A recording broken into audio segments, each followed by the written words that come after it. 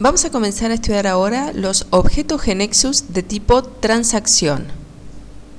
El análisis de toda aplicación GeneXus comienza con el diseño de las transacciones, ya que a través de ellas se podrán definir los objetos de la realidad. ¿Cómo podemos saber cuáles son las transacciones que deben crearse? Bueno, se recomienda prestar atención a los sustantivos que el usuario menciona cuando describe la realidad. Además de tener por objetivo la definición de la realidad y la consecuente creación de la base de datos normalizada, las transacciones, al igual que la mayoría de los objetos GeneXus, provocan también la generación de programas. En particular, los programas correspondientes a las transacciones tienen por objetivo permitir dar altas, bajas y modificaciones en forma interactiva en las tablas que tengan implicadas, controlando además la correspondiente integridad referencial de los datos. Ya conocemos entonces cuál es el concepto y el objetivo de estos objetos de tipo transacción. Vamos a ver ahora cuáles son los elementos que las componen. En el sector de la estructura, vamos a poder definir los atributos, o sea, los campos, que componen la transacción y la relación que existe entre ellos. A partir de la estructura entonces de las transacciones es que GeneXus va a inferir el diseño de la base de datos, ¿verdad? O sea, sus tablas, las claves, los índices, etc. Cada transacción contiene además una pantalla, un form web, a través del cual vamos a poder realizar las altas, bajas y modificaciones en ambiente web. En el sector de las reglas, de las rules, vamos a poder definir el comportamiento particular de la transacción. Por ejemplo, vamos a poder definir ciertos valores por defecto para los atributos, definir también chequeos sobre los datos, etc. Las transacciones soportan además la programación orientada a eventos. Este tipo de programación permite definir código que está ocioso y que va a ser activado en respuesta a ciertas acciones, ¿verdad?, que serán provocados por el usuario o por el sistema. Si necesitamos definir variables, vamos a poder hacerlo a través del correspondiente sector variables. Las variables definidas van a ser entonces locales a la transacción.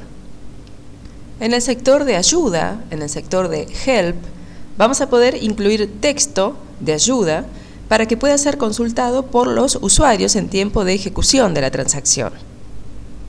En cuanto al sector de documentación, nos va a permitir incluir texto técnico para que pueda ser utilizado como documentación del sistema. Y por último tenemos los patterns, category y work with.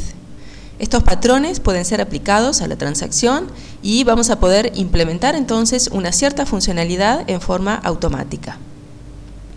Además de estos elementos que componen a las transacciones, vamos a tener también las propiedades que vamos a poder visualizar a través de la ventana de propiedades. Estas propiedades nos van a permitir definir ciertos detalles relacionados al comportamiento de la transacción. Vamos a concentrarnos ahora en la estructura de las transacciones. La estructura de una transacción nos va a permitir definir cuáles son los atributos que la integran y cómo están relacionados estos atributos. Por ejemplo, supongamos que en una aplicación necesitamos registrar información acerca de los proveedores.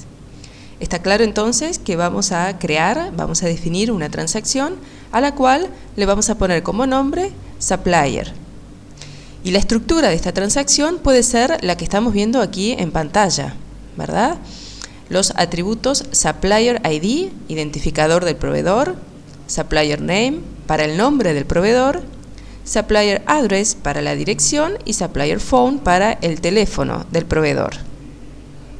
Esto significa entonces que cada proveedor va a estar identificado por un código, supplier ID, que queda determinado por el asterisco a continuación del nombre del atributo. Va a tener también un nombre, ¿verdad?, supplier name, una dirección y un teléfono.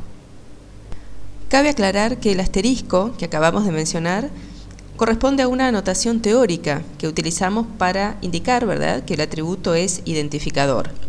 Como veremos más adelante, nuestro asterisco en GeneXus va a aparecer representado por el icono de una llave y el usuario va a poder configurarlo mediante un menú contextual. Al momento de definir los atributos en la estructura de una transacción, no solamente tenemos que indicar el nombre, ¿verdad?, del atributo, sino que también vamos a tener que indicar cuál es el tipo de dato del atributo, cuál es su descripción y algunos detalles que vamos a ver más adelante.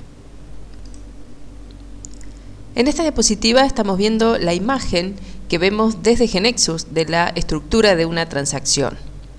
Vamos a concentrarnos en este icono de la llave que estamos viendo ahora en pantalla. Anteriormente explicamos que el asterisco a continuación del nombre del atributo Supplier ID estaba indicando que se trata del identificador de la transacción. Y dijimos también que eso corresponde a una notación teórica, ¿verdad? Pero que lo que nosotros en realidad vamos a estar viendo al trabajar con GeneXus no es el asterisco, sino un icono llave, como el que estamos viendo ahora en la pantalla. Toda transacción debe tener un identificador. Esto significa que toda transacción debe tener un atributo o un conjunto de atributos que definan la unicidad. En nuestro ejemplo, no van a poder existir dos proveedores que tengan el mismo valor de Supplier ID. En definitiva, se trata entonces del concepto de clave primaria, ¿verdad? ¿Qué criterios vamos a tener que tomar para decidir qué atributos componen la clave primaria? Bueno, vamos a tener que tener en cuenta los requisitos, ¿verdad?, del objeto de la realidad. También es cierto que en muchos casos no es posible determinar a veces cuál es un identificador. Por lo tanto, se va a tener que optar por crear un atributo que sea artificial, o sea, que no corresponda con un elemento de la realidad y que su valor sea asignado internamente, por ejemplo, en forma correlativa. Este es entonces el significado del atributo clave, ¿verdad?, de ese atributo o conjunto de atributos que están representados con el icono de la llave. Vamos a ver ahora este siguiente icono, que corresponde a una lupa. Corresponde al atributo descriptor de la transacción. ¿Y qué significa que un atributo sea descriptor? Bueno, significa que es el atributo que mejor representa o describe a la transacción. Para expresarlo en otras palabras, podemos decir que se trata del atributo con mayor carga semántica en la transacción. Si bien al momento de definir la estructura de la transacción, GeneXus determina cuál es ese atributo con mayor carga semántica, es posible definir a otro atributo como descriptor o no definir ningún atributo. Para eso entonces se debe utilizar el menú pop-up correspondiente. Estamos viendo ahora el ejemplo de una transacción de dos niveles. Observemos que cada uno de los niveles se encuentran encerrados en llaves, ¿verdad?, como estamos marcando en este momento.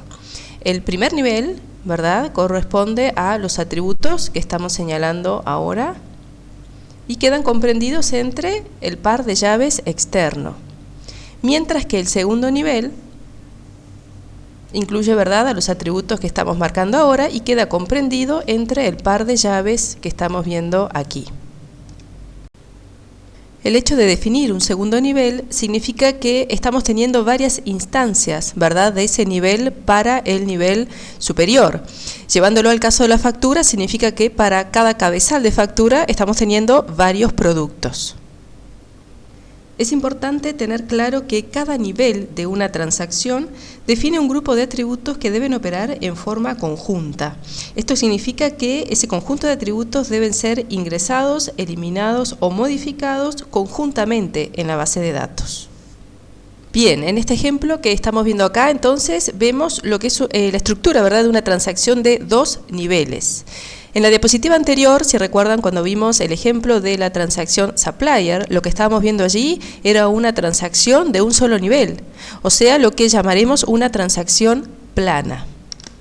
Cuando hablamos de transacciones de dos niveles, es muy común que utilicemos el término de cabezal para referirnos al primer nivel y de líneas para hacer mención al segundo nivel. En el caso de las facturas, entonces, tenemos el cabezal de la factura y las líneas que corresponden a los productos de la factura. Para cada nivel de la transacción vamos a tener que indicar cuáles de sus atributos actúan como identificadores. El identificador de cada nivel puede estar compuesto de un solo atributo, ¿verdad? Como es el caso de los ejemplos que hemos visto hasta el momento, o puede estar formado por un conjunto de atributos. En este ejemplo de la transacción invoice, que es el que estamos viendo ahora en pantalla, el atributo invoice ID es el identificador del primer nivel y el atributo product ID es el identificador del segundo nivel. Esto que acabamos de decir significa que para un número de factura dado, ¿verdad? Para un determinado valor del atributo invoice ID, no puede repetirse el valor del atributo product ID en las líneas de esa factura.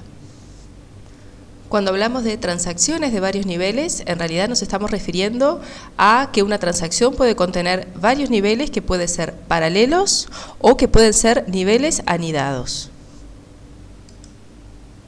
Observando la vista de la estructura en GeneXus, es muy sencillo darse cuenta cuáles son los atributos, ¿verdad?, que corresponden al primer nivel y cuáles son los que corresponden al segundo nivel, ¿verdad?, en nuestro caso, a las líneas de la factura. Cuando definimos un segundo nivel, debemos indicar el nombre, el tipo, la descripción, salvo, ¿verdad?, como estamos viendo aquí, salvo en el caso del primer nivel que va a tomar el nombre de la transacción.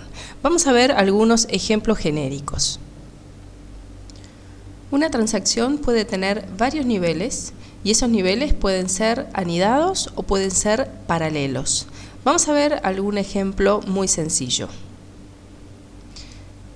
Supongamos que tenemos un primer nivel, una transacción con clave primaria A, el atributo B. Luego tenemos un segundo nivel que tiene el atributo C como clave, el atributo D.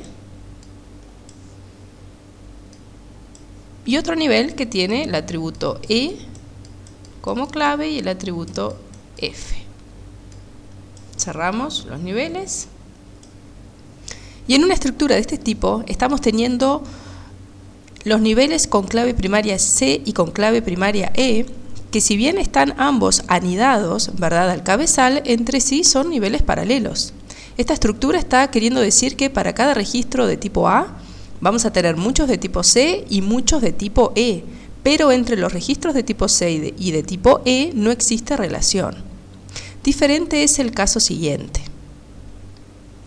Tenemos ahora nuevamente nuestro cabezal con el atributo A como clave, el atributo B, un segundo nivel que tiene el atributo C como clave, atributo D, y un tercer nivel, ¿verdad?, pero dentro de este segundo nivel que tiene el atributo E como clave y el atributo F. Cerramos este nivel, cerramos el segundo y el cabezal.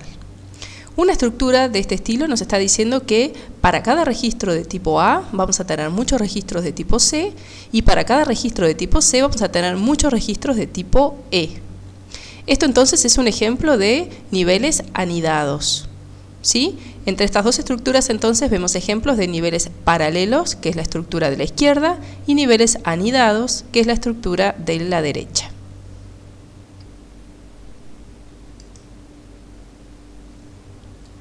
GeneXus utiliza la estructura de las transacciones para capturar el conocimiento necesario y así poder definir automáticamente cuál es el modelo de datos que debe crear. Para poder realizar la normalización de la base de datos y llevarla así a la tercera forma normal, GeneXus va a tener que extraer cuáles son las dependencias funcionales, ¿verdad?, que existen entre los atributos que están definidos en la base de conocimiento. En la base de conocimiento de nuestro ejemplo nosotros tenemos definidas la transacción supplier y la transacción invoice. De la estructura de la transacción supplier, GeneXus va a determinar las siguientes dependencias funcionales. Va a determinar que a partir del atributo supplier ID, ¿verdad?, que está marcado como la clave primaria en nuestra transacción, se va a poder obtener los atributos supplier name, supplier address y supplier phone.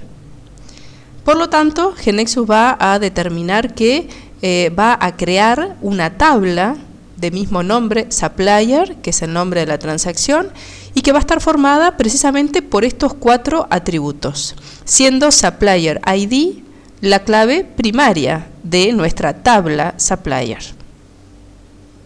Diremos entonces que la transacción supplier tiene asociada a la tabla supplier en el entendido de que cuando estemos ingresando, modificando o eliminando datos por medio de esta transacción, estos datos se van a estar insertando, se van a estar almacenando, modificando o eliminando físicamente en la tabla asociada, o sea, en la tabla supplier. ¿Y qué sucede con la transacción invoice? Bueno, al tratarse de una transacción de dos niveles, GeneXus va a determinar que debe crear dos tablas. Una tabla de nombre invoice que va a estar asociada al cabezal, o sea, al primer nivel, y que va a estar formada por los 5 atributos que conforman el primer nivel, ya que las dependencias funcionales que GeneXus extrae de la estructura de esta transacción dice que a partir del atributo Invoice ID, que es la clave primaria, se puede determinar el atributo Invoice Date, Customer ID, Customer Name e Invoice Amount.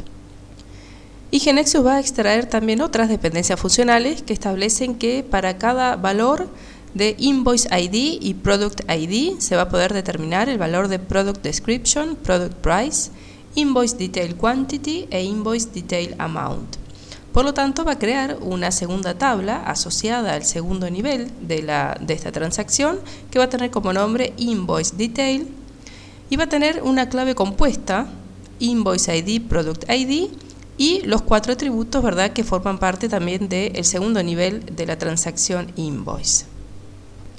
A modo general, vamos a decir que la clave primaria de la tabla correspondiente a un nivel n de una transacción se obtiene de concatenar los identificadores de los niveles n-1 anteriores anidados con el identificador de ese propio nivel. Por eso es que esta tabla Invoice Detail tiene una clave compuesta formada por Invoice ID y Product ID, ya que Invoice ID es el identificador del nivel anidado anterior. ¿Qué podemos decir de los nombres de las tablas? Bueno, GeneXus asigna un nombre predeterminado a las tablas que crea. A una tabla que está asociada al primer nivel de una transacción le asigna siempre el mismo nombre que tiene la transacción. Y a las tablas de los niveles subordinados les asigna la concatenación de los nombres de los niveles. Por eso es que la tabla asociada al primer nivel de nuestra transacción Invoice tiene como nombre precisamente Invoice, y la tabla asociada al segundo nivel de la transacción tiene como nombre Invoice Detail, ya que Invoice es el nombre del primer nivel y Detail es el nombre del nivel anidado. Vamos a crear ahora dos nuevas transacciones. Agregamos en nuestra KB, definimos en nuestra KB la transacción Customer y la transacción Product. La transacción Customer tiene el atributo Customer ID como identificador, ¿verdad?, como clave primaria, y tiene los atributos Customer Name, Customer Address y Customer Handler. En cuanto a la transacción Product, tenemos ahora el identificador, que es Product ID, la descripción del producto, el precio y el stock. Y la definición de estas nuevas transacciones van a hacer que aparezcan nuevas definiciones de dependencias funcionales, ¿verdad? Vamos a tener ahora que a partir del atributo Customer ID vamos a poder obtener el nombre, la dirección y el sexo del cliente, y que a partir del identificador del producto vamos a poder obtener también su descripción, su precio y su stock. Esto va a provocar entonces que GeneXus cree dos nuevas tablas, la tabla Customer, ¿verdad?, y la tabla Product, y cuyas claves primarias van a ser el identificador de cliente y el identificador del producto respectivamente. Vamos a ver ahora qué cambios producen a nivel de las tablas el hecho de haber definido estas nuevas transacciones, ya que el conjunto total de las dependencias funcionales va a requerir que se hagan ciertas modificaciones para que la base de datos permanezca en tercera forma normal. Vamos a ver en primera instancia las dependencias funcionales encontradas para los atributos de las tablas Customer e Invoice. De la tabla Customer estamos encontrando que a partir de su clave primaria del atributo Customer ID estamos pudiendo obtener el nombre, la dirección y el sexo del cliente. Si observamos ahora la tabla Invoice, podemos ver que a partir de su clave primaria, o sea de Invoice ID, estamos obteniendo Invoice Date, ¿verdad? La fecha de la factura. Estamos pudiendo obtener también Customer ID, el identificador del cliente, también el nombre del cliente y el total de la factura. Acá podemos observar claramente que en esta tabla Invoice se está violando la tercera forma normal, puesto que existe una dependencia funcional transitiva. Por lo tanto, GeneXus va a normalizar quitando el atributo Customer Name de la tabla Invoice, y de esta forma el atributo Customer Name solamente va a estar en la tabla Customer. Veamos ahora las dependencias funcionales encontradas en las tablas Product e Invoice Detail. Si observamos la tabla Invoice Detail, se puede ver claramente que esta tabla está violando la tercera forma normal, puesto que existen atributos que están dependiendo en forma parcial de la clave primaria. ¿Qué va a hacer GeneXus entonces? Bueno, va a normalizar quitando los atributos Product Description y Product Price de la tabla Invoice Detail, y de esta forma estos atributos solamente van a estar presentes en la tabla Product.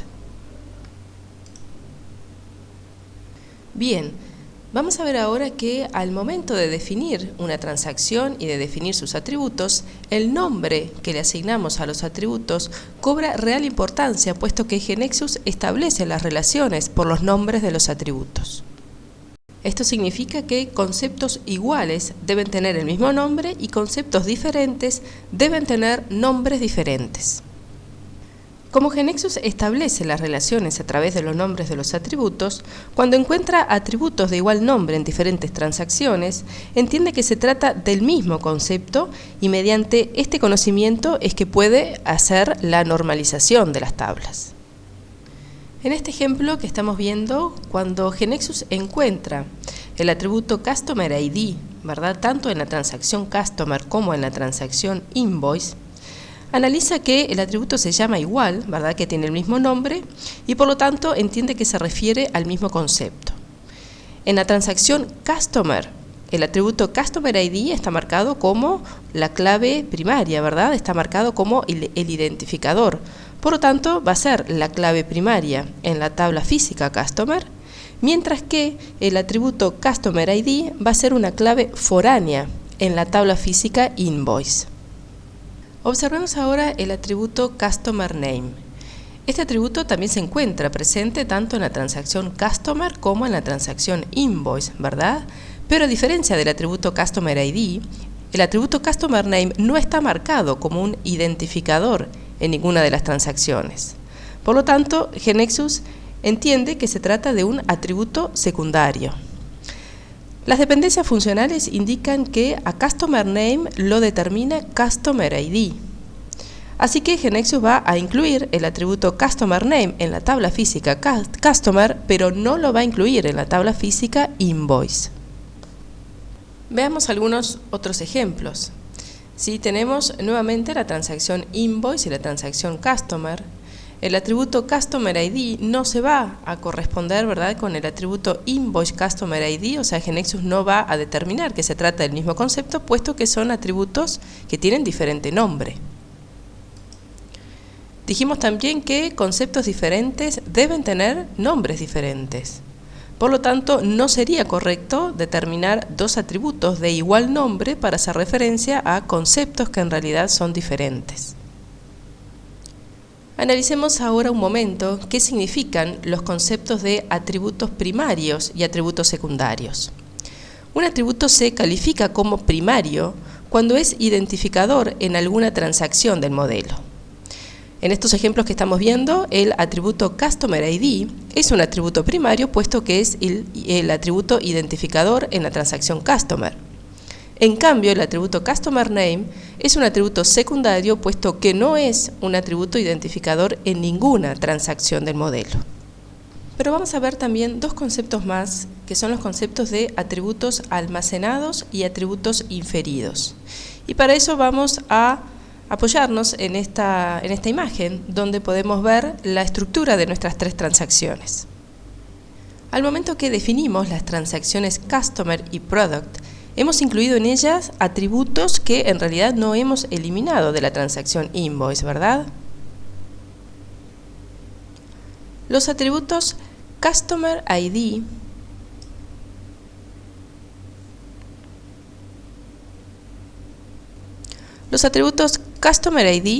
y Product ID se incluyeron en las transacciones Customer y Product como los identificadores, ¿verdad? Por lo que pasaron a ser atributos primarios en las correspondientes tablas. Por su parte, el atributo Customer Name se agregó a la transacción Customer y lo mismo se hizo con los atributos Product Description y Product Price que se agregaron a la transacción Product. Estos atributos son atributos secundarios. Pero estos atributos entonces quedaron presentes en más de una transacción, ¿verdad? Porque están presentes en la transacción Invoice, como fue el origen, y quedaron presentes también en las transacciones Customer y Product cuando nos dimos cuenta que necesitábamos crear estas nuevas transacciones. Es posible que hasta el momento ustedes no comprendan cuál es el motivo, ¿verdad?, por el cual se han dejado estos atributos presentes también en la transacción Invoice. Y la explicación es la siguiente. Las estructuras de las transacciones no son equivalentes a estructuras de tablas físicas. En las estructuras de las transacciones podemos incluir ciertos atributos que no van a estar en las tablas físicas asociadas, ya que a la hora de reorganizar la base de datos, GeneXus va a analizar el conjunto de las dependencias funcionales y va a modificar, ¿verdad?, la base de datos, las tablas físicas, según sea necesario para dejarlas en la tercera forma normal. Ahora bien, ¿cuál es el fin entonces de haber dejado estos atributos Customer Name, Product Description y Product Price también presentes en esta transacción Invoice? Bueno, al estar presentes en esta transacción Invoice, vamos a poder visualizarlos, ¿verdad?, en el form que está asociado a la transacción Invoice y así poder verlos en tiempo de ejecución. Como ya hemos explicado, estos atributos no van a quedar almacenados en las tablas físicas Invoice ni en la tabla física Invoice Detail, ¿verdad?, que es la tabla asociada al segundo nivel de la transacción Invoice. Pero sin embargo, en tiempo de ejecución, cuando el usuario ingrese, ¿verdad?, datos a través del form asociado a la transacción, de la pantalla asociada a la transacción, un valor en Customer ID, ¿verdad?, un valor que este atributo va a estar almacenado, ¿sí?, en la tabla Invoice, ¿verdad?, porque es una clave foránea. A continuación entonces se va a mostrar el valor de Customer Name correspondiente. Vamos a decir entonces que el atributo Customer Name es un atributo inferido en la transacción Invoice, ya que su valor no se encuentra almacenado en ninguna de las tablas asociadas a la transacción, sino que se infiere, ¿verdad?, se deduce a partir del valor de la clave foránea.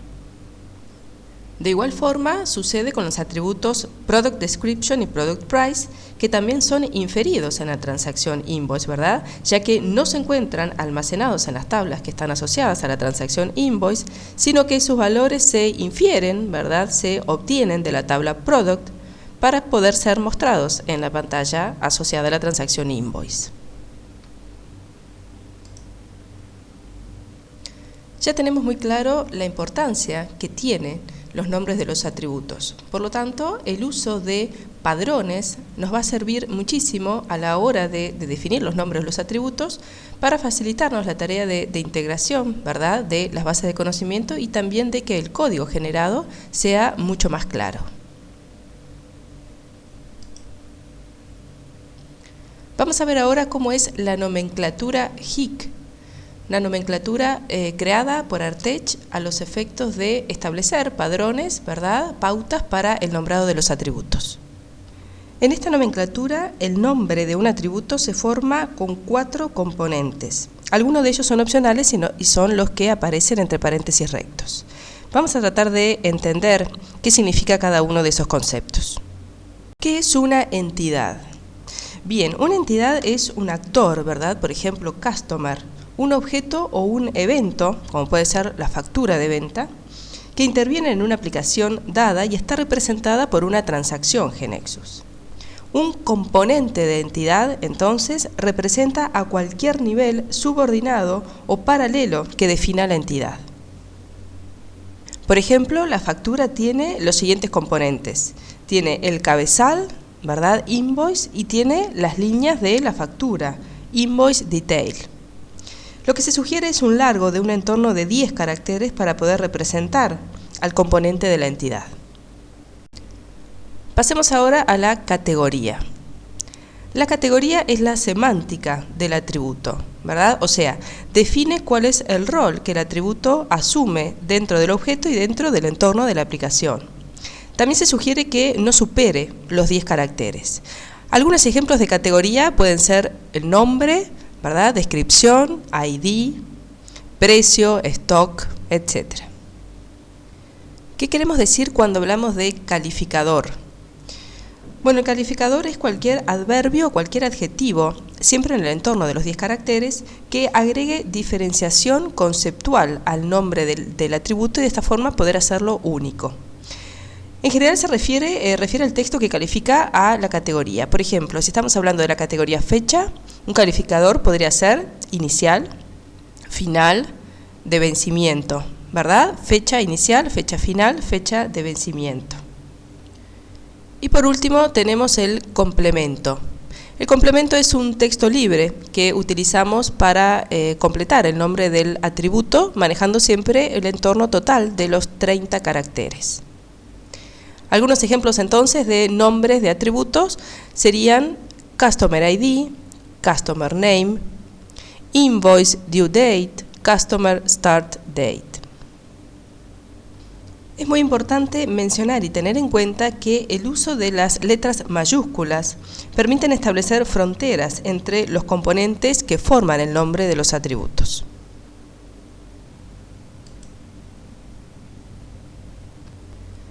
Vamos a ver ahora una demostración en GeneXus de cómo crear transacciones, ¿verdad? Hasta el momento nosotros ya hemos visto cómo crear la KB, la base de conocimiento. Vamos a ver ahora cómo crear la transacción Customer y luego vamos a crear la transacción Invoice.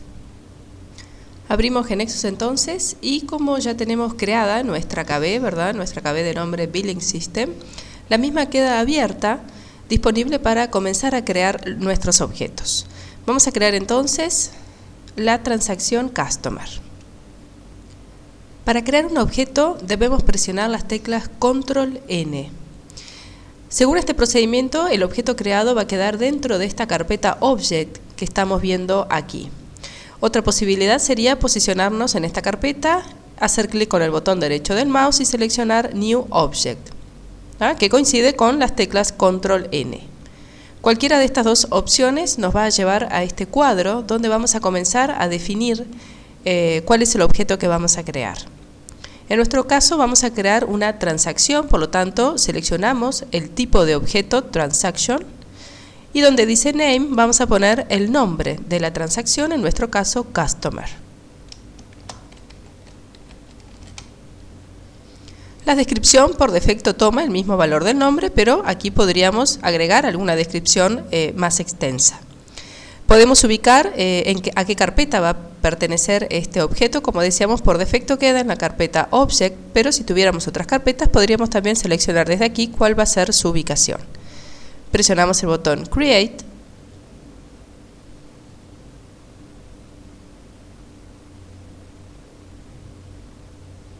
Y estamos listos entonces para comenzar a definir los atributos de nuestra transacción Customer.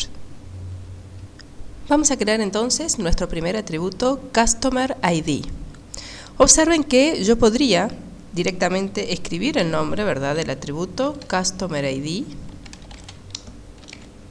o voy a borrar este nombre. Si yo presiono la tecla con el puntito en el teclado, automáticamente GeneXus me ofrece, ¿verdad?, lo que es el nombre de la transacción. Por lo tanto, esto nos va a ayudar muchísimo a la hora de tener que escribir, ¿verdad?, de definir los nombres de los atributos. Por lo tanto, agregamos el ID. Vamos a seleccionar el tipo de dato. Va a ser un numérico de 6. Presionando este selector vamos a poder ubicar el tipo de dato numérico de 6. Por defecto nos ofrece numérico de 4. Vamos a poner numérico de 6. Presionamos Enter. Vamos a definir ahora Customer Name. Utilizamos el mismo procedimiento. Puntito Name. Va a ser un char de 20. character de 20. Enter nuevamente, seguimos con customer address.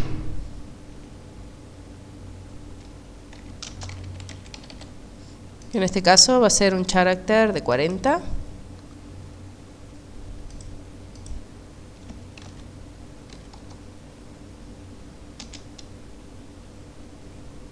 Y luego vamos a definir el atributo customer handler.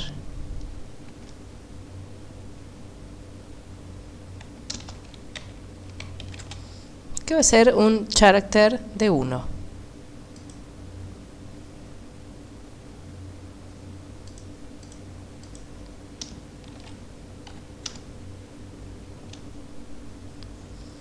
Una vez que ingresamos todos los atributos de nuestra transacción, tenemos que salvar estos cambios, ¿verdad? Y para eso vamos a presionar este iconito del disquete, ¿verdad? Que indica Save. De esta forma, la definición de estos atributos queda incorporada a nuestra base de conocimiento. Observemos un poquito más este editor. Observen que cuando hemos definido el nombre de un atributo, en esta columna de descripción, nos ofrece automáticamente el mismo nombre, ¿verdad? Pero con espacio en blanco al comienzo de una mayúscula. Esto tiene que ver con la importancia que dijimos cuando estuvimos viendo la nomenclatura HIC de utilizar las letras mayúsculas. También tenemos desde aquí la opción de establecer si nuestro atributo va a admitir valores nulos en la base de datos y si va a poder ser definido como una fórmula, ¿verdad? Si su valor corresponde a un cálculo. Pero de estos temas nos vamos a ocupar un poquito más adelante. En caso de necesitar modificar el nombre del atributo, el tipo de dato, descripción, etc., alcanzará con hacer doble clic, ¿verdad? Y realizar las modificaciones, teniendo en cuenta siempre que luego debemos salvar, ¿verdad?, esos cambios. Observen que tenemos también la ventana de propiedades. La ventana de propiedades siempre nos va a estar mostrando las propiedades que aplican al objeto o al control que tenemos seleccionado en este momento. Para nuestro caso, estamos posicionados en el atributo Customer Handler, por lo tanto nos muestra las propiedades de ese atributo. Si selecciono cualquier otro atributo, ¿verdad?, nos va a estar mostrando las propiedades para ese atributo seleccionado. GeneXus cuenta también con menúes pop-up, que se van a desplegar cuando estamos posicionados en algún control, o en este caso en un atributo, y presionando luego el botón derecho del mouse.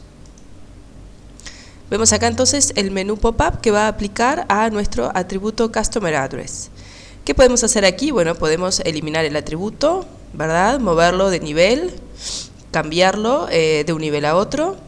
Podemos establecerlo como componente de la clave primaria, ¿verdad?, o modificar directamente la clave primaria, que en nuestro caso es Customer ID, y para eso presionamos Control K o esta opción que dice Toggle Key.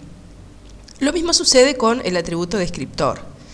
El atributo descriptor, en este caso por defecto, es Customer Name. Si recuerdan, el atributo descriptor es aquel que tiene más carga semántica en la estructura de la transacción. Pero lo podemos modificar, ¿verdad? Y eventualmente podemos no seleccionar ninguno como atributo descriptor. En este caso, si yo presiono ahora esta opción, ¿verdad?, o presiono Control D, este atributo donde estamos posicionados pasa a ser el atributo descriptor. Pero vamos a dejar las opciones como antes, así que vuelvo a Customer Name, botón derecho y selecciono la misma opción para que vuelva a ser el atributo descriptor. Volvamos un momento ahora a las propiedades. Dijimos ya que cada atributo tiene un conjunto de propiedades asociadas. Las propiedades fundamentales y obligatorias son las que se encuentran aquí y son las que hemos tenido que completar al momento de definir el atributo, ¿verdad?, de ingresarlo a la estructura de la transacción. Pero existe otro conjunto de propiedades que nosotros vamos a poder modificar y establecer así ciertas características de nuestro atributo. Para desplegar esa ventana de propiedades podemos desplegar nuevamente el menú pop-up. Para eso, botón derecho y elegimos Properties o presionamos F4. Cualquiera de estas dos opciones nos va a mostrar esta ventana que nosotros ya teníamos desplegada, ¿verdad?, la ventana de propiedades, y que nos va a estar mostrando las propiedades que aplican al atributo que tenemos seleccionado en este momento. Voy a cerrar ahora la ventana de propiedades. para que vean cómo se despliega, ¿verdad?, cuando presionamos F4 o seleccionamos la opción Properties del menú Pop-up. Sigo posicionada en el menú, en el atributo, Customer Address, y presiono ahora la tecla F4. Aparece entonces la ventana de propiedades. Hemos visto ya que en este IDE, ¿verdad?, en este entorno de desarrollo integrado, las ventanas de propiedades, así como las barras de menú, pueden tomar la posición que nosotros queramos. Por lo tanto, yo esto lo podría arrastrar, ¿verdad?, y ubicarla en cualquier otra posición. Pero por una cuestión de comodidad voy a volverla a la posición anterior. Vamos a ver entonces qué son estas propiedades, ¿verdad? ¿Cuál es el concepto de estas propiedades que estamos viendo aquí? Bien, vamos a comenzar con la propiedad name. La propiedad name nos indica el nombre del atributo, ¿verdad? En nuestro caso, customer address. La propiedad description, la descripción, o mejor dicho, el nombre largo. Es una descripción ampliada del atributo. Debe permitir identificar muy bien al atributo con independencia del contexto, ¿verdad? Y sobre todo tiene que ser muy entendible por el usuario. Se pretende que sea una definición global del atributo y esto significa que no se debe asignar la misma descripción a atributos que sean diferentes. Por defecto, la descripción de un atributo va a ser el mismo nombre, ¿verdad?, que le hemos puesto al atributo, pero con espacios en blanco al comienzo de cada mayúscula. Relacionadas con esta propiedad description se encuentran las tres propiedades siguientes: title, column title y contextual title. La propiedad title. La descripción que se ponga en esta propiedad title es la que va a ser utilizada, colocada por defecto, ¿verdad?, al lado del atributo cada vez que el atributo aparezca en salidas planas, como por ejemplo en el primer nivel de una transacción. Más adelante, cuando veamos los forms asociados a la transacción, vamos a volver un poquito sobre este tema. En cuanto a la propiedad column title, la descripción que nosotros asignemos en esta propiedad es la que se va a colocar automáticamente como título del atributo cada vez que el atributo se incluya en una grilla, ¿verdad?, en un grid. ¿Qué significa la propiedad contextual title? Bueno, cuando el atributo pertenece al segundo nivel de una transacción, ¿verdad?, y se trata de un atributo que no es inferido, el nombre de la columna del grid donde se encuentre, ¿verdad?, por ejemplo en la transacción, va a ser tomado de la descripción que tenga esta propiedad. Vamos a pasar ahora a este conjunto que dice Type Definition. Nos encontramos aquí, por ejemplo, con la propiedad Based On. Esta propiedad nos va a permitir asociarle un dominio al atributo, ¿verdad? Más adelante vamos a hablar de los dominios y vamos a entender bien su concepto.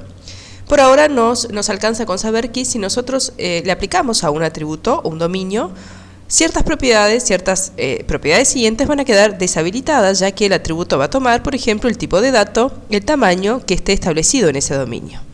Si nosotros no queremos asignarle un dominio al atributo, entonces dejamos esta opción None, y entonces las propiedades DataType y Length van a estar habilitadas para que nosotros podamos indicar cuál va a ser el tipo de dato de ese atributo y el largo que tenga asociado. Observen que si yo ahora estoy posicionada en el atributo Customer ID, que es de tipo de dato numérico, o sea, la propiedad DataType tiene el valor numeric, tengo su largo y tengo también habilitadas estas opciones, estas propiedades para indicar la cantidad de decimales, ¿verdad?, que vamos a estar manejando. El valor 0 indica que no vamos a tener decimales, o sea que se va a tratar de números enteros. Y la propiedad sign nos va a indicar si este atributo va a admitir, ¿verdad?, el manejo de valores negativos. Por defecto, esta propiedad sign tiene el valor false, ¿verdad?, que no admite, indicando que no se admiten valores negativos.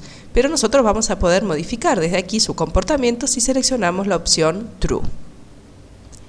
En cuanto a esta propiedad autonumber, que aplica también a los atributos que hayan sido definidos como tipo de datos numérico, nos va a estar indicando si es un atributo que va a ser autonumerado, ¿verdad? O sea que esto lo va a mantener GeneXus, que le va a ir asignando el valor a través de las opciones que nosotros definamos. Por defecto, vamos a tener la opción autonumber en false, pero si yo selecciono esta opción en true, Observen que puedo indicar, ¿verdad?, en qué valor va a comenzar a autonumerarse y cuál va a ser el step, ¿verdad? O sea, el incremento que va a manejar este autonumerado. Vamos a volver a la opción false.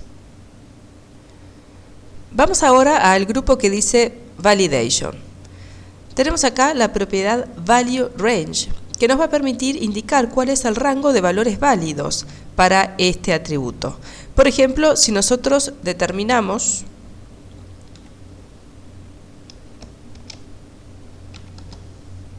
uno, 20, estamos diciendo que los valores válidos para este atributo se encuentran en el rango comprendido entre 1 y 20.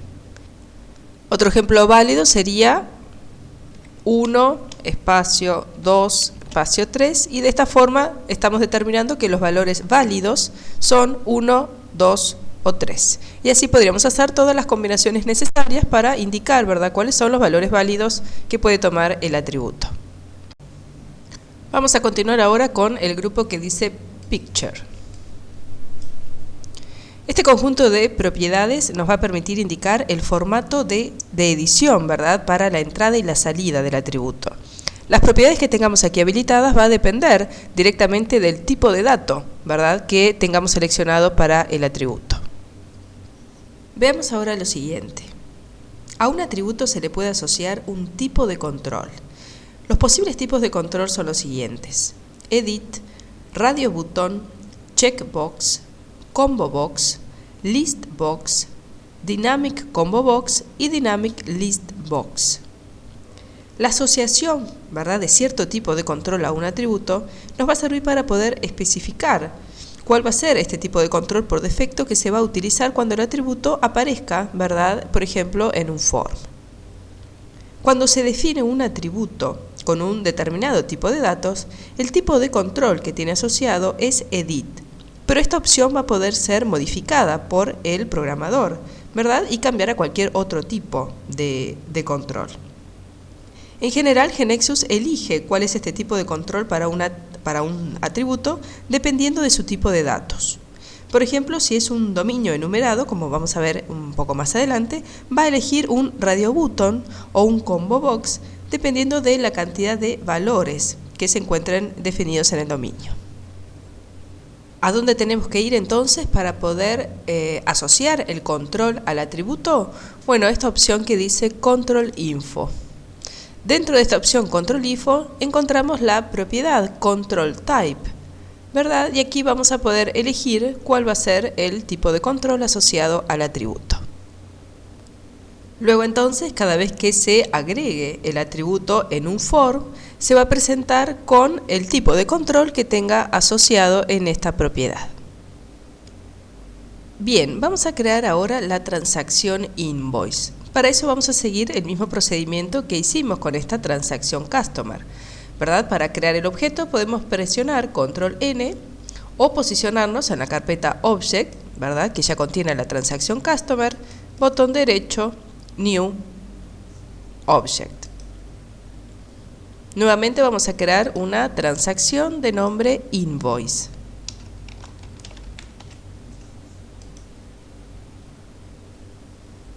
Comenzamos entonces a definir los atributos como ya sabemos hacer. Invoice ID, que va a ser de tipo numérico de 6.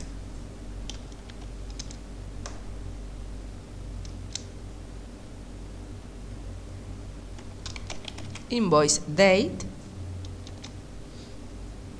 que va a ser de tipo date. Observen que no fue necesario que yo seleccionara aquí el tipo de dato, ¿verdad? Por la composición del nombre del atributo, toma el tipo de dato que entiende que corresponde. Luego seguimos con Customer ID, que por supuesto ya va a tomar el tipo de dato que habíamos definido. Luego Customer Name,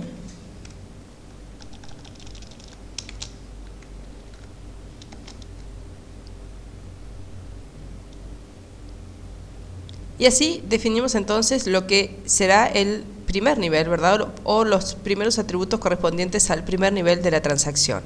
A continuación, lo que vamos a hacer es crear el segundo nivel de la transacción, que va a corresponder a las líneas, ¿verdad? Donde vamos a poner los productos que van a estar presentes en esta factura. ¿Cómo hacemos para agregar este segundo nivel? Bueno, una opción es, posicionados en este último atributo, hacer clic con el botón derecho, ¿verdad? Y elegir esta opción que dice Insert Level.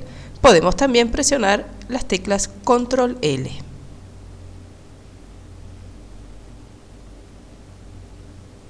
Vamos a definir aquí entonces el ID del producto, o sea, nuestro atributo Product ID,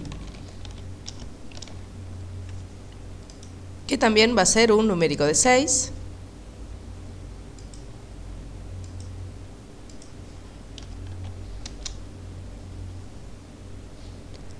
Luego vamos a definir el atributo Product Description. Observen que si yo ahora, al estar posicionada en una transacción de 2 niveles, presiono la tecla del puntito, ¿verdad? Me ofrece la composición, ¿sí?, de los nombres de los niveles, ¿verdad? Invoice, que es nuestra transacción, Product es el nombre que automáticamente le adjudicó GeneXus al segundo nivel. Pero si yo borro esto y presiono las comillas, me ofrece el nombre, ¿verdad?, de esa entidad, del identificador de esa entidad que yo recién definí, ¿verdad? Como definir el atributo Product ID, me ofrece ya la palabra Product. Voy a agregar Description. Va a ser un char de 30, un character de 30.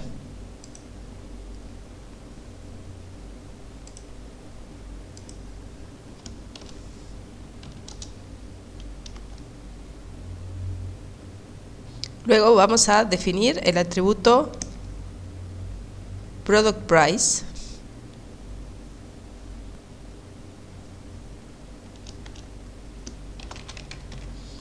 En este caso se va a tratar de un numérico que admita 2 decimales. Por lo tanto, le vamos a poner acá 10 y aquí 2.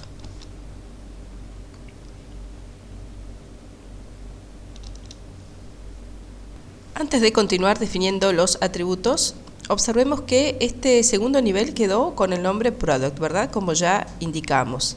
Pero esto lo podemos cambiar. Yo voy a modificarlo y le voy a poner el nombre Detail. Automáticamente va a cambiar entonces, ¿verdad?, el tipo y la descripción, que van a tomar esta misma identificación. Y ahora voy a continuar definiendo los atributos. Voy a definir ahora el atributo Invoice Detail Quantity. ¿Qué sucederá entonces si yo presiono el botón del puntito en el teclado? Ya me ofrece esta opción, ¿verdad? Invoice Detail, porque son los nombres que corresponden a las identificaciones del primer y segundo nivel respectivamente. Entonces defino Quantity. Va a ser un numérico de 4.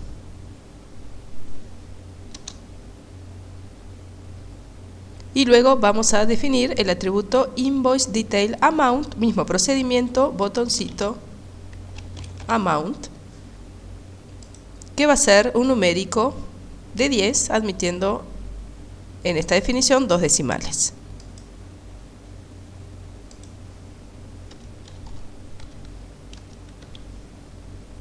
Y este sería entonces nuestro segundo nivel.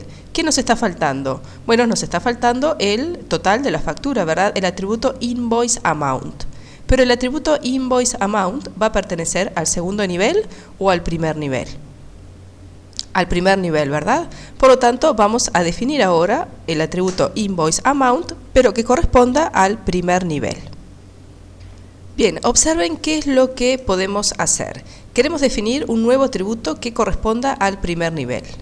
Podríamos perfectamente posicionarnos aquí, ¿verdad?, y hacer el mismo procedimiento, ¿verdad?, presionar Enter y definir el nuevo atributo. Pero también podemos hacer lo siguiente como una forma de mantener cuál va a ser la apariencia de la factura, ¿verdad?, porque supuestamente el total de la factura va a aparecer debajo de todas las líneas, ¿verdad?, de la factura.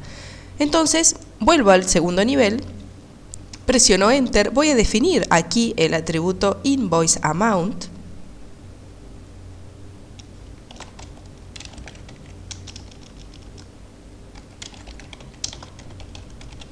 Que va a ser también numérico y va a permitir los 2 decimales.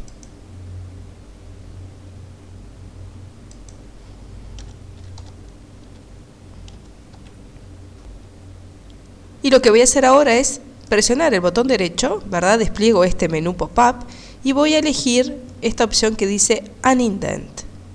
De esta forma, observen que el atributo que yo tenía seleccionado pasa a formar parte, como vemos aquí, del primer nivel. Por lo tanto, Invoice Amount va a ser un atributo del cabezal de la factura. Observemos también los iconos. Ya sabemos que el icono de la llavecita nos está representando las claves primarias. Sabemos también que estos iconitos representan atributos secundarios, ¿verdad? Observen estos iconitos que tenemos aquí en Customer ID y en Customer Name. Customer ID es una clave primaria, ¿verdad? Es el identificador en la transacción Customer. Aquí entonces se comporta como una clave foránea y por eso este identificador. En cuanto a Customer Name, es un atributo secundario, ¿verdad? En la transacción Customer, en la tabla que va a surgir de la transacción Customer, y aquí entonces se va a tratar de un atributo inferido, y por eso, entonces, este identificador. Salvamos los cambios, y de esta forma entonces hemos definido nuestra transacción Invoice. Agregamos a modo de ir conociendo más este IDE, que cada vez que vamos abriendo objetos, ¿verdad? Estos quedan ubicados aquí como solapitas, ¿verdad? Tenemos nuestra página de inicio, nuestra Start Page, luego la transacción Customer que habíamos abierto, ¿verdad? Cuando estuvimos viendo las propiedades, y finalmente la transacción Invoice. Esta vista que nosotros tenemos aquí a modo de pestañas, de tabs, podemos modificarla si venimos a la opción Windows y elegimos esta opción que dice Show Multiple Documents, o sea, verlo como documentos múltiples. Observen cómo cambia esta vista. ¿Sí?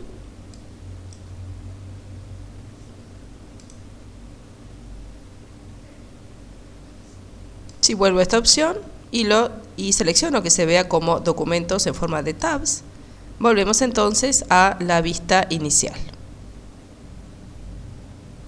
Volvemos aquí a las diapositivas y como pudimos ver ya en la ejecución, al presionar la tecla F4, ¿verdad? Estando posicionado sobre un atributo, podemos desplegar la ventana de propiedades y ver las propiedades que están asociadas a dicho atributo.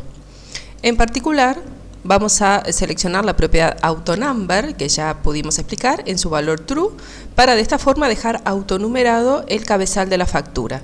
Así que vamos a volver a GeneXus para setear el valor de esta propiedad. Volvemos a GeneXus, abrimos nuestra transacción Invoice, nos posicionamos sobre el atributo Invoice ID. Vemos ya aquí las propiedades, la ventana de propiedades asociadas. Si no la tuviéramos presente, ya sabemos que la podemos desplegar presionando F4 o también seleccionando la opción Properties, ¿verdad?, sobre el menú pop-up que está asociado al atributo. Elegimos aquí entonces la propiedad AutoNumber y vamos a setear su valor en True. De esta forma entonces, esta clave primaria, ¿verdad?, de la transacción Invoice va a ser un atributo autonumerado. Salvamos los cambios y volvemos nuevamente a las diapositivas. Vamos a hablar ahora sobre los tipos de datos que van a estar asociados a los atributos. El tipo de dato numeric. Este tipo de datos nos va a permitir almacenar datos numéricos. Cuando nosotros seleccionamos este tipo de datos, vamos a tener que indicar la cantidad total de dígitos del número, también la cantidad de posiciones decimales y si permite signo o no. Esto lo hemos visto, ¿verdad?, cuando estuvimos revisando la lista de propiedades. ¿Recuerdan? Asociadas a los atributos. Si observamos nuevamente la definición de los atributos de la transacción Invoice y en particular nos posicionamos en Invoice Amount, Vemos que fue definido como numérico de largo 10, con 2 decimales y sin signo. Esto significa que vamos a estar representando valores de hasta 7 dígitos en la parte entera, 2 decimales, lo que hace 7 dígitos de la parte entera más el punto, más los 2 decimales, hace un total de 10 dígitos. En cuanto al tipo de dato character, nos va a permitir almacenar cualquier tipo de texto, ya sea caracteres y dígitos, o dígitos. Para este tipo de datos solamente vamos a tener que indicar el largo.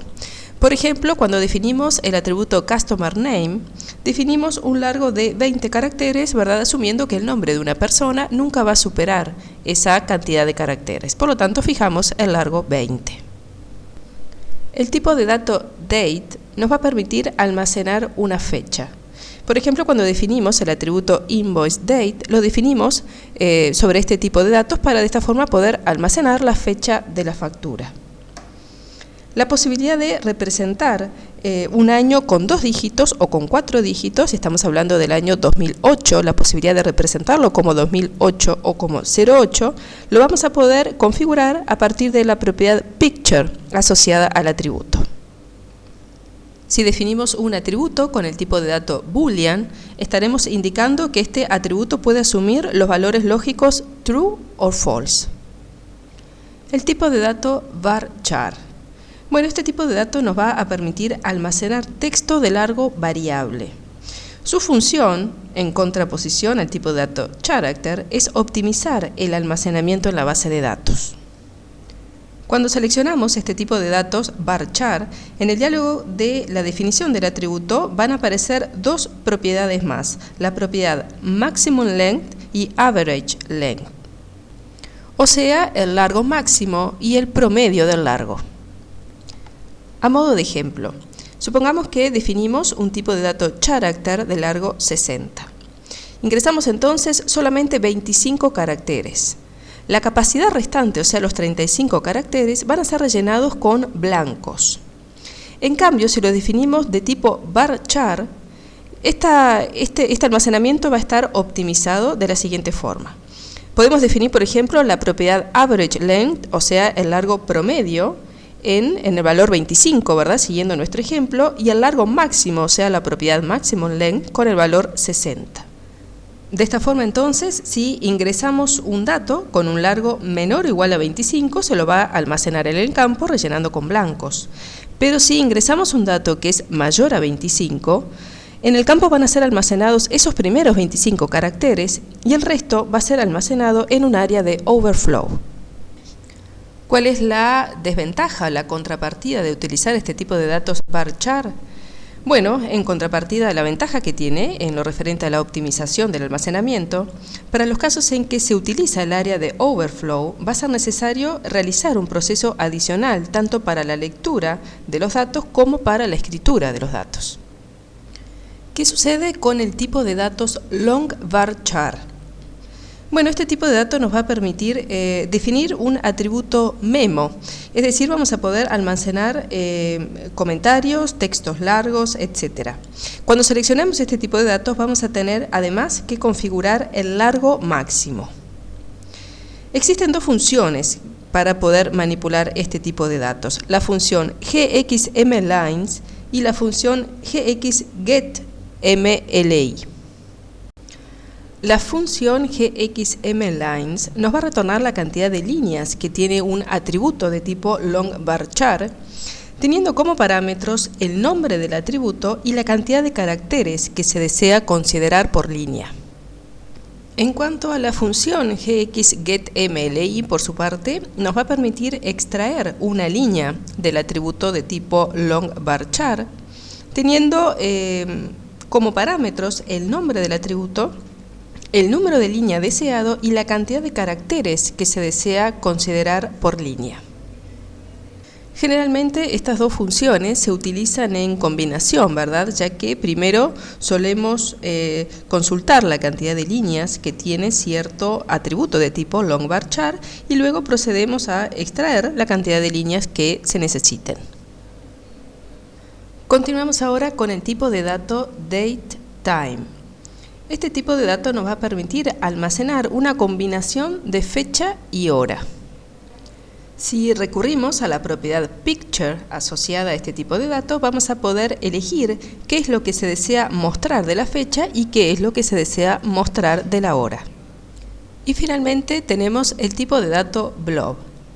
Este tipo de dato nos va a permitir almacenar muy diversa información en la propia base de datos, ya sea imágenes digitalizadas, videos, planillas, todo tipo de documentos, etc., aprovechando así los diferentes mecanismos de integridad y de control que disponen los DBMS.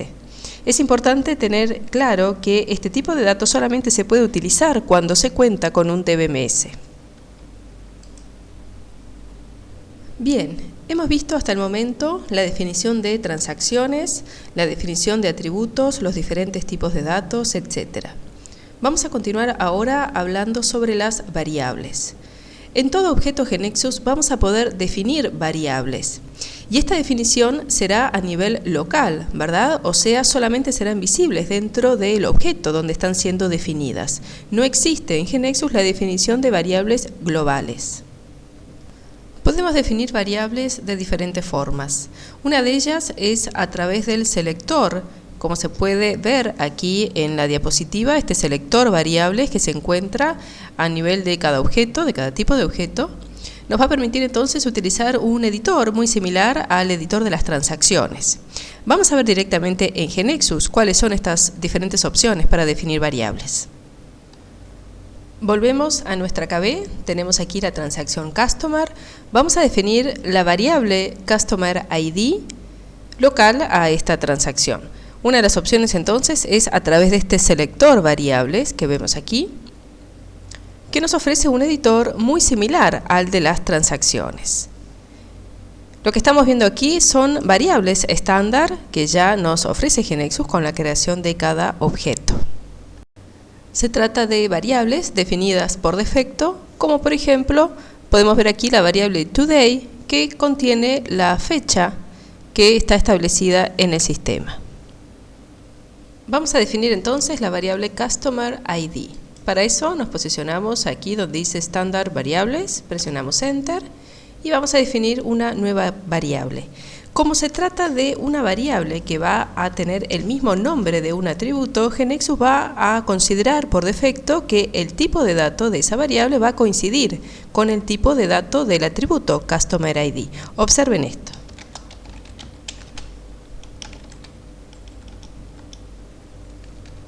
Seleccionamos de aquí Customer ID, automáticamente, ¿verdad?, pone que va a tener el mismo tipo de dato, coincide con el atributo Customer ID, y si nos fijamos en las propiedades asociadas a la variable, encontramos, por ejemplo, que esta propiedad que dice Based on, basado en, automáticamente nos pone que está basada sobre el atributo Customer ID. Si desplegamos este selector, nosotros en realidad podríamos definir una variable basada en cualquier atributo, ¿verdad? Inclusive también en un dominio, aunque más adelante vamos a hablar sobre los dominios. Observemos ahora esta propiedad Dimensions. A través de esta propiedad vamos a poder determinar si se trata de una variable escalar, de un vector o de una matriz. ¿Sí? Por defecto, el valor de la definición al momento de definir una variable es escalar. Si lo que necesitamos es definir una variable colección, entonces vamos a poder hacerlo muy sencillamente, ya que GeneXus nos ofrece la posibilidad de definir variables colección sobre cualquier tipo de datos ofrecido por GeneXus. Para esto alcanza simplemente con cliquear esta casillita de verificación bajo la columna isCollection. Este icono que ahora pueden observar está refiriendo a una colección. Vamos a ver ahora un nuevo ejemplo y así poder mostrarles cómo debemos recorrer los ítems de una colección. Voy a definir una nueva variable que va a tener como nombre MyNumbers. Va a ser de tipo numérico de 4 y la vamos a definir como una colección. Para poder recorrer los valores almacenados en esta colección, vamos a tener que definir una nueva variable que le vamos a poner como nombre OneNumber.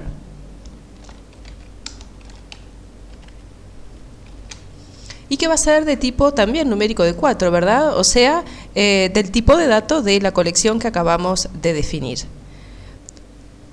Para poder recorrer luego los ítems almacenados en la colección, se deberá utilizar la estructura de control for in.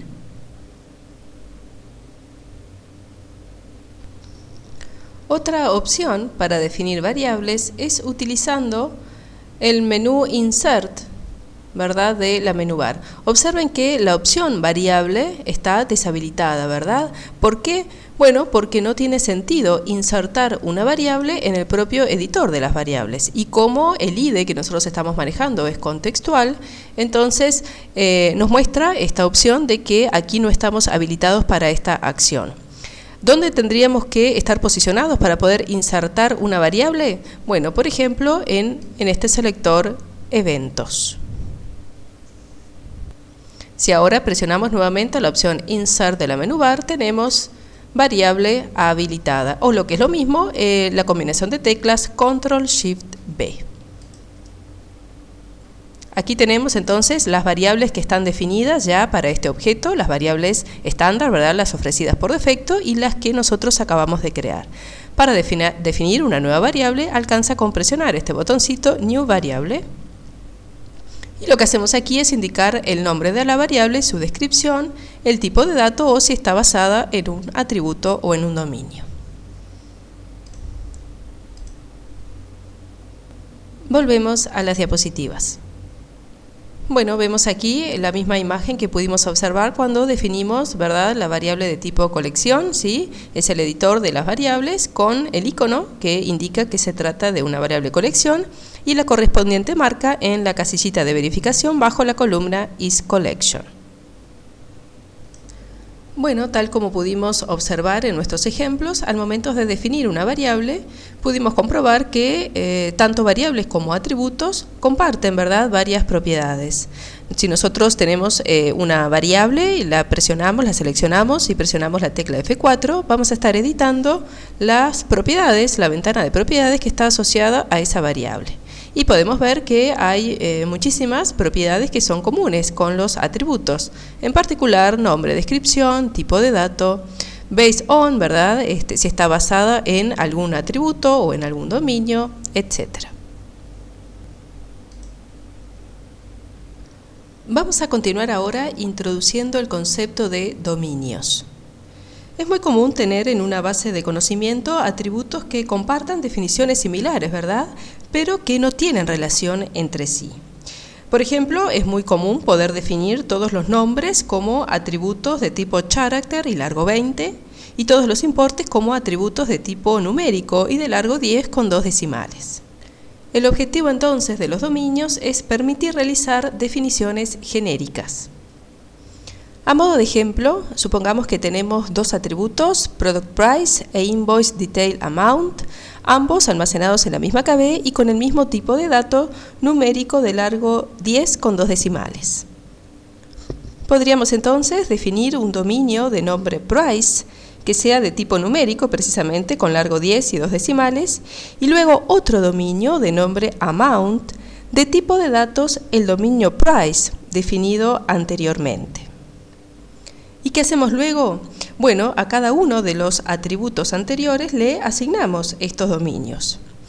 La ventaja de realizar esto es que si en el futuro surge, por ejemplo, la necesidad de modificar la definición de los atributos que representan importes, sería necesario solamente modificar una sola vez y lo haríamos a nivel del dominio Price, ¿verdad? De esta forma se va a estar propagando automáticamente el cambio al resto de los atributos, ¿verdad? Invoice Detail Amount y Product Price. Existe también la posibilidad de trabajar con dominios enumerados. Un dominio enumerado significa que puede representar valores finitos y valores particulares. Un ejemplo típico es cuando queremos asignar a un atributo o una variable, por ejemplo, los días de la semana. ¿verdad? Los valores que puede tomar son finitos y son particulares. Lunes, martes, miércoles, jueves, viernes, sábado, domingo. Bueno, entonces lo que se puede hacer en este caso es definir un dominio enumerado. En nuestro ejemplo, vamos a agregarle a la estructura de la transacción Customer un atributo que represente cuál es el estado del cliente en un determinado momento. Este estado va a poder ser activo, en vacaciones o de baja. Una forma entonces de poder representarlo es definiendo un dominio, por ejemplo, de nombre status, que corresponda al tipo de datos character de 1 y para el cual le vamos a determinar cuáles son los valores específicos que puede tomar este atributo. Vamos a referirnos que puede tomar solamente 3 posibles valores.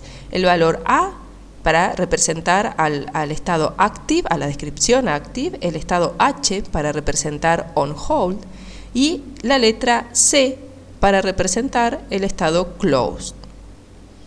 Al momento entonces de asociarle este dominio status a nuestro atributo customer status, internamente el atributo va a guardar, ¿verdad?, el valor que corresponda, ese character de 1 que corresponda, pero lo que nosotros en realidad vamos a tener que recordar no son estos valores, sino la descripción.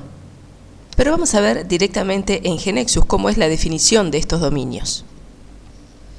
Bien, volvemos nuevamente a nuestra KB y vamos a definir este dominio status. Una de las opciones para definir un dominio es elegir esta opción domain en la barra, en la ventana de herramientas KB Navigator. Esto nos va a desplegar un editor muy similar al que ya hemos usado cuando definimos las variables.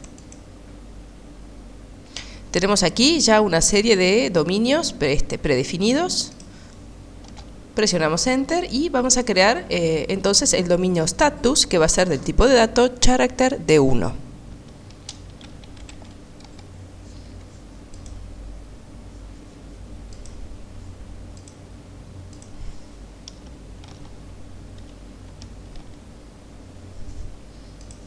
Tenemos entonces aquí nuestro dominio.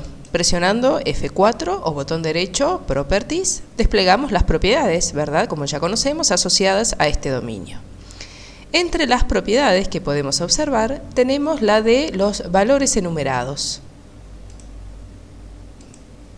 Lo que vamos a hacer aquí es definir esos valores posibles que puede tomar este dominio.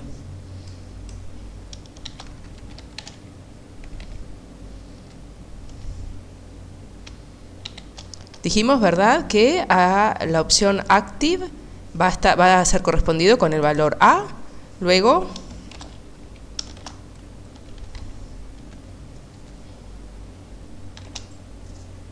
el valor H,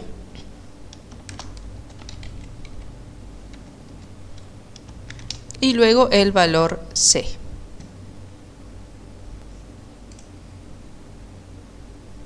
Y tenemos entonces definido nuestro dominio con los posibles valores que puede tomar. Vamos ahora a la transacción Customer y vamos a crear este nuevo atributo que va a guardar el estado del cliente.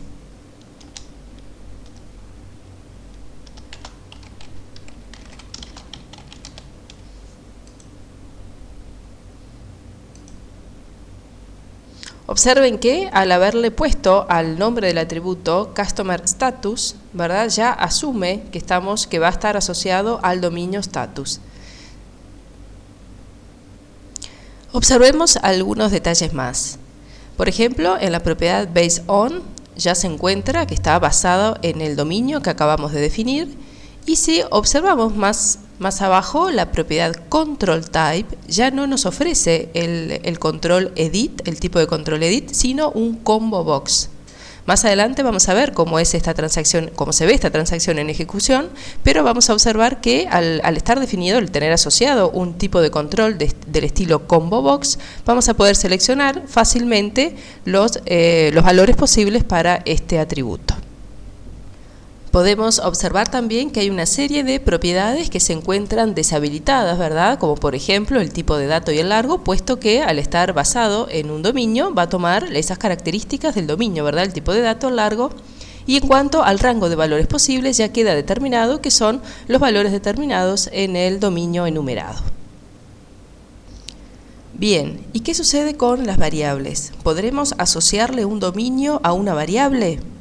Sí, claro que sí, ¿verdad? Porque el objetivo es exactamente el mismo, poder determinar cuáles son los valores posibles que puede adquirir una variable. Por lo tanto, la definición de un dominio va a poder ser aplicada tanto a un atributo como a una variable. Pero dijimos que existían otras formas de definir dominios, ¿recuerdan? Bien, vamos a abrir ahora la transacción invoice.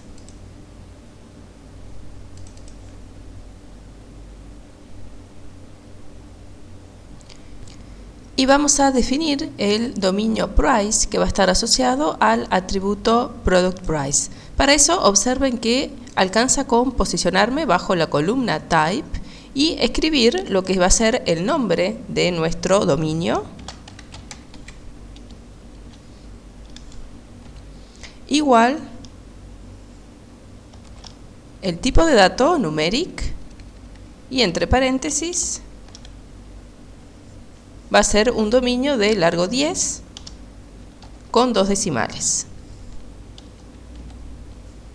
De esta forma entonces queda definido el dominio price, ¿sí? Ya bajo la columna type aparece el nombre del dominio y podemos verificar su existencia yendo a la opción de los dominios y efectivamente quedó definido. Y si recuerdan, habíamos visto en las diapositivas que también podíamos definir el dominio amount basado en este dominio price. Bueno, vamos entonces a definir el dominio amount, que va a estar basado en el dominio price. Para eso podemos observar aquí en la propiedad based on que podemos seleccionar nuestro dominio price. Para asociar entonces este dominio a los atributos correspondientes de nuestra transacción invoice, volvemos a la transacción invoice y a los atributos invoice detail amount e invoice amount los vamos a basar en este nuevo dominio amount.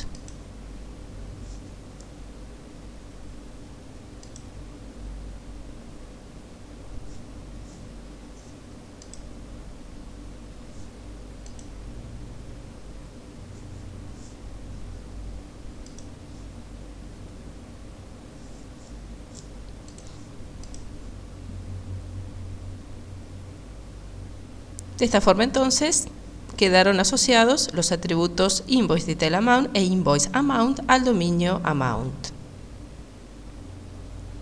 Si en el futuro se considera que la definición numérico de 10 con 2 decimales ya no se adapta a la realidad, bueno, alcanzará con hacer las modificaciones necesarias en la definición del dominio price y todos los demás basados en él van a cambiar automáticamente. Salvamos los cambios.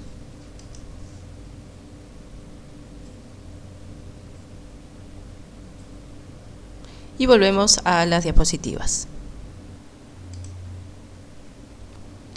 Bueno, en estas imágenes podemos ver cómo queda la apariencia de las transacciones invoice y customer una vez que se han definido todos los dominios necesarios y luego cómo aparecen dentro de la opción domains que pudimos ver en la ventana KB Navigator. Hasta el momento hemos visto cómo trabajar con la estructura de la transacción. Pero además, para cada transacción, GeneXus crea un web form que será la interfaz con el usuario. Este web form es creado por defecto por GeneXus al momento de grabar la estructura de la transacción. ¿Y qué es lo que contiene? Bien, contiene todos los atributos que hayan sido incluidos en la estructura de la misma con sus respectivas descripciones y contiene además algunos botones. Si bien este form es creado por defecto, es posible modificarlo, ¿verdad? Cambiar su apariencia para dejarlo más vistoso, mover controles de lugar, agregar botones, quitar botones, etc. Bueno, en esta imagen estamos viendo el web form que está asociado a la transacción invoice. A través de esta pantalla, el usuario final va a poder ingresar, modificar y eliminar sus facturas en su aplicación. Observen aquí que tenemos este control llamado Error Viewer. En este control es donde se van a desplegar los mensajes generales y si bien es un control que aparece por defecto, vamos a poder modificarle, entre otras cosas, su ubicación, el tipo de letra, su color, etc. Observemos también este control. Este control que tenemos aquí se denomina grid y corresponde a la representación del segundo nivel de la estructura de nuestra transacción invoice.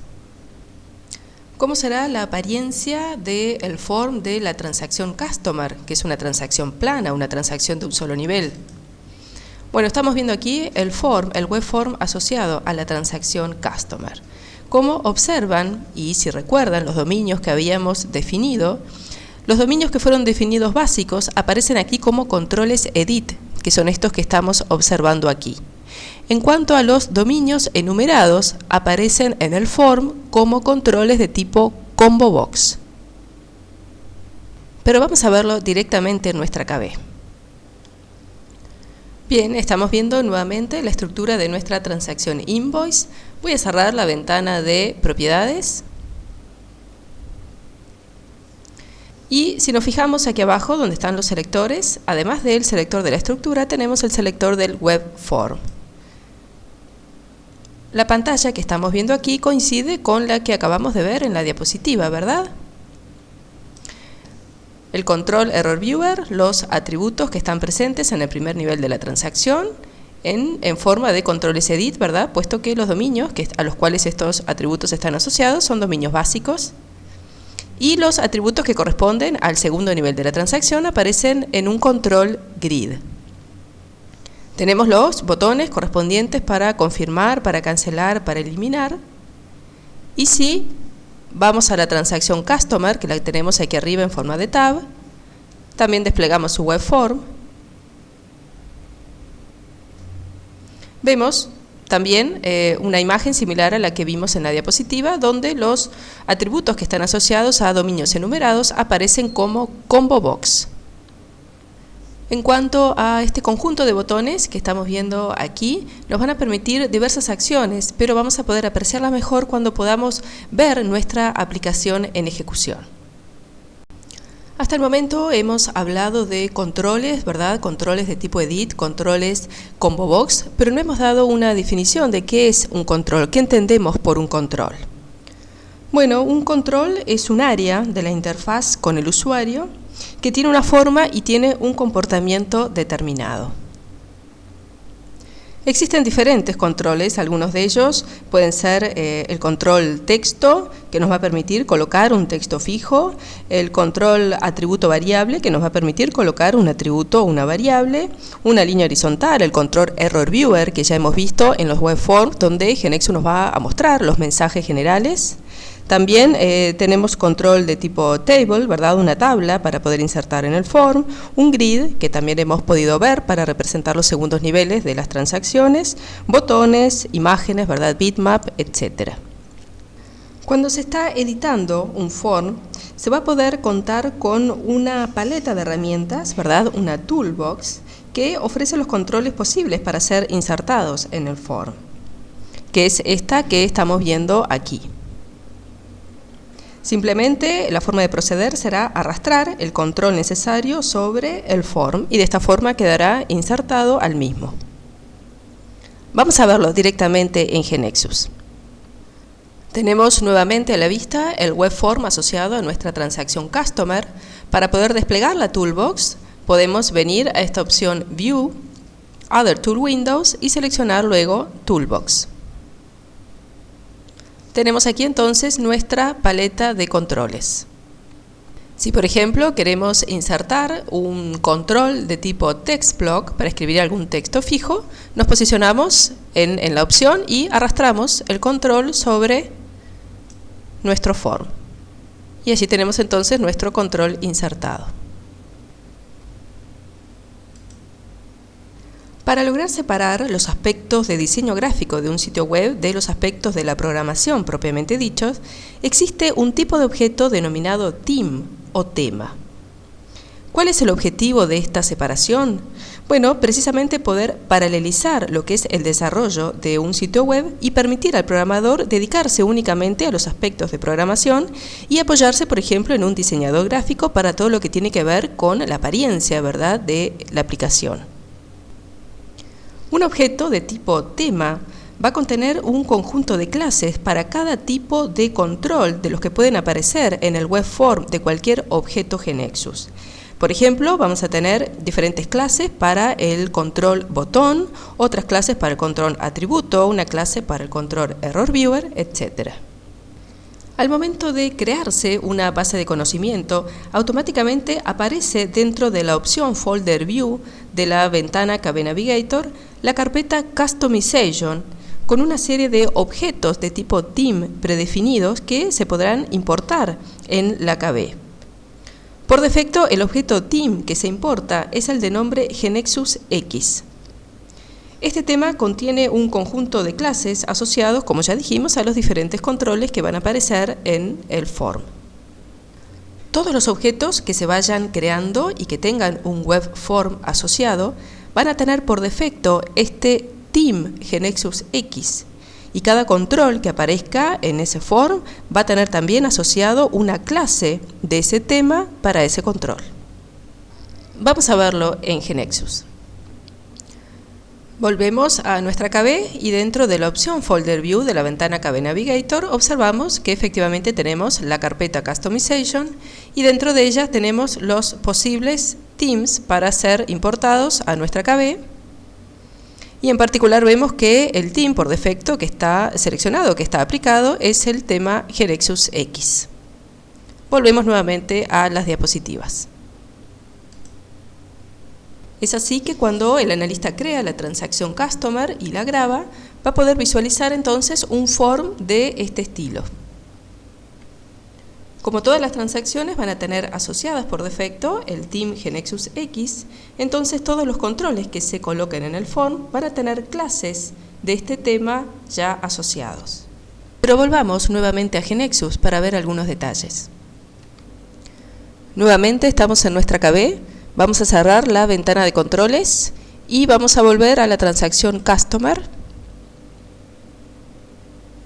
Si selecciono, por ejemplo, algunos de estos controles de texto, por ejemplo, el control Name, y editamos sus propiedades, para esto, si recuerdan, alcanza con presionar la tecla F4.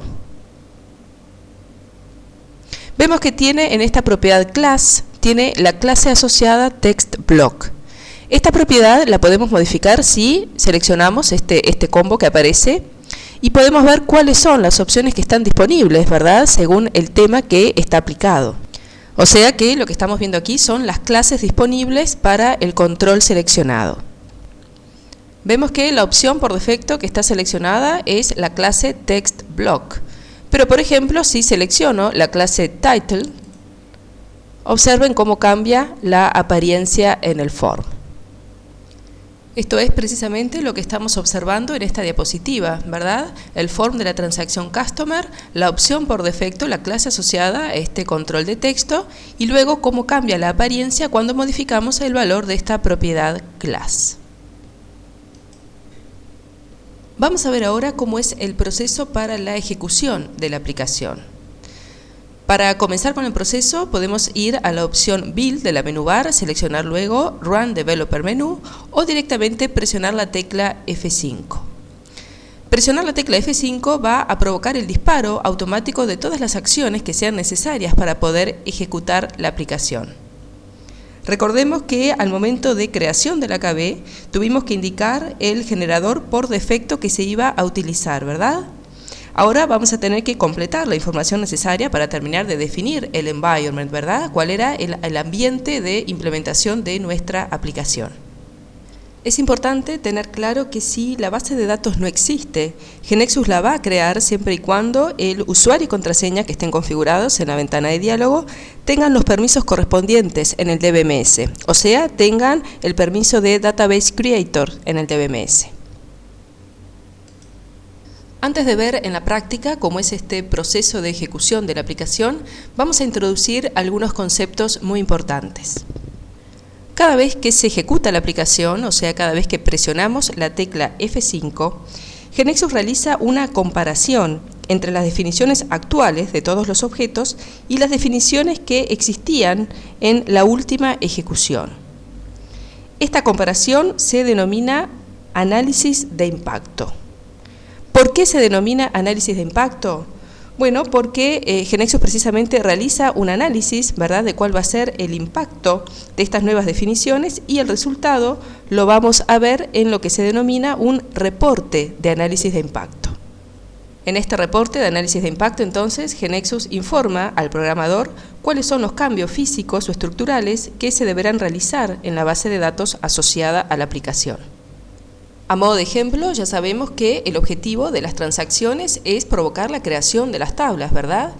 Por lo tanto, si en nuestra aplicación acabamos de crear una nueva transacción, entonces GeneXus va a detectar este cambio y lo va a informar en el correspondiente reporte de análisis de impacto.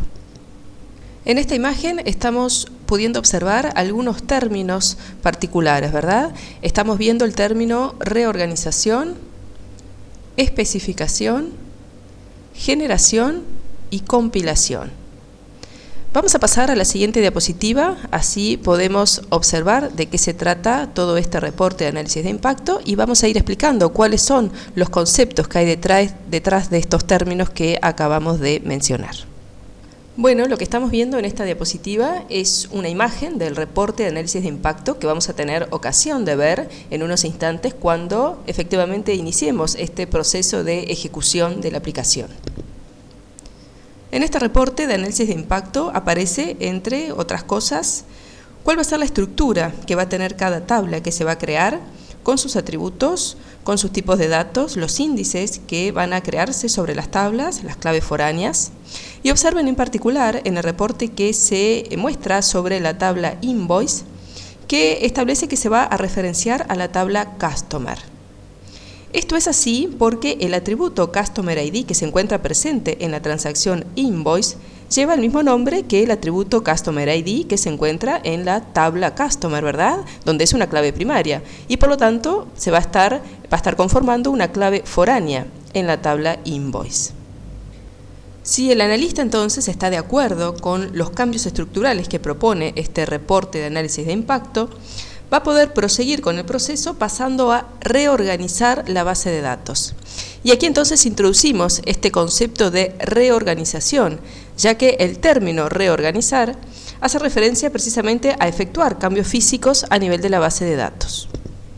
Si por el contrario el analista determina que lo que el reporte está mostrando no es efectivamente lo que se quería lograr, puede optar por cancelar el proceso y realizar las modificaciones que sean correspondientes. Cuando se decide efectuar una reorganización, GeneXus genera programas. ¿En qué lenguaje genera estos programas? Bueno, en el lenguaje que se indicó al momento de crearse la KB. Estos programas entonces van a implementar las modificaciones que se deben realizar en la base de datos. La ejecución de estos programas va a tener como resultado la obtención de una nueva versión de la base de datos con todas las modificaciones efectuadas. El paso siguiente será obtener los programas de la aplicación que van a estar asociados a los objetos GeneXus. Y para esto GeneXus deberá especificar, generar y compilar los programas de aplicación. Y es acá donde se introducen los términos especificar, generar y compilar. Vamos a ver de qué se trata cada uno de estos conceptos. ¿Qué significa especificar un objeto? Bueno, especificar un objeto significa que GeneXus va a analizar todo lo que se encuentra definido en cada uno de los elementos que componen ese objeto. Va a verificar su estructura, su form y cualquier otro elemento que corresponda. Va a verificar también la sintaxis de las definiciones, la validez de esto que se ha definido, y como resultado de este análisis va a mostrar un listado de navegación. En este listado de navegación se va a mostrar cuál es la lógica que GeneXus ha interpretado y se va a mostrar también si existe alguna advertencia o algún error. Mencionamos que luego de especificar se deberá generar los programas de la aplicación. ¿Qué entendemos entonces por generar un objeto? Bueno, entendemos que GeneXus va a escribir las líneas de código que sean necesarias para implementar la programación de ese objeto. Y las va a escribir en el lenguaje que haya sido seleccionado al momento de creación de la KB. Luego de que se generaron los programas, se deberán compilar. Por compilar entendemos que el código que he escrito, o sea, el código que ha sido generado, va a ser convertido a un lenguaje de máquina, o sea, un lenguaje binario, y de esta forma va a poder ser ejecutado. Una vez entonces que se ha completado todo este proceso, estamos en condiciones de ver nuestra aplicación en ejecución.